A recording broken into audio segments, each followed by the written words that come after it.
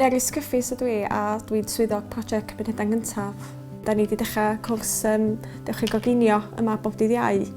Felly, da ni'n trio hybu y gymuned i fita'n iach. Maen nhw'n cael lot o hwyl a maen nhw'n dod yn agosach at ei gilydd, maen nhw'n gwneud ffrindiau newydd. Hefyd, da ni'n gwneud y sesiynau foodwaith drwy yr NHS. Mae hwnnw'n helpu i bobl ella golli pwysau. So mae'n gwneud lot o wahaniaeth iddyn nhw. Gan mae pobl yn dechrau meddwl mwy am pwysigrwydd bita bwyd ffres. Dwi'n rhedeg sesiynau steps wan ers dros 6 mlynedd. Be di hwnnw di sesiynau 7 wythnos o godi hunan hyder. Enwedig i bobl sydd lla efo problemau iechyd meddwl neu pobl sydd bod allan o waith am gyfnod. Felly dwi fod dipyn o lew o bobl wedi bod mynychu hwnna yn Sir Public. A mae'r gwahaniaeth mae wedi gwneud iddyn nhw yn anhygoel. Da ni'n cael cymoedd CCG i dalu rentu'r lle yma. Felly heb dyn nhw fysa ni'n hefo swyddfa. Mae'n bwysig cael Sir Public i hunan oherwydd mae gymuned bod yn ddefnyddio fo cyn i gymunedau'n gyntaf ddod yma. Ac am bod ni'n y gymuned mae pobl yn dod i nabod ni'n well.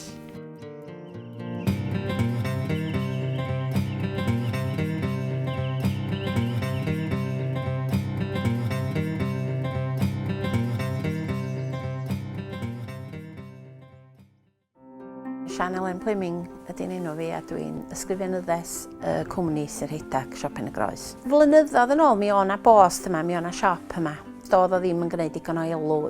Mi gaeodd y siop, ond mi ofynnodd criw yna ni fysa ni yn cael just defnyddio'r adeilad. Mi oedd y siop yn amlwg yn wbath oedd y gymuned angen. Wedyn mi ofynnon ni am grant ac oherwydd hynny oedden ni medru tacluso'r tu mewn fel bod ni'n gallu gwerthu mwy o bethau a cynnal gwell gwasanaeth i'r gymuned.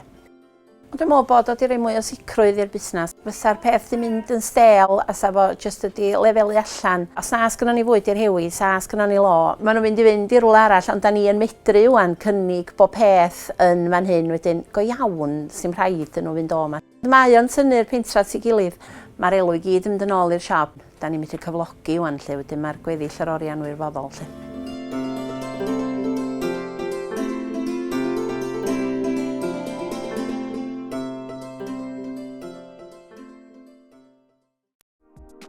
My name's Dawn Davis. We didn't have anything really for the children to play. They were knocking the old playground down and we decided we needed something else instead of it, and we decided to create a committee and raise some money to make a new park.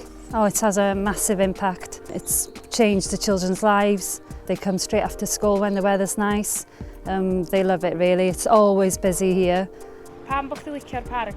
Achos mae'n lliwgar. Achos da ni'n gallu chwarae ar y sleid.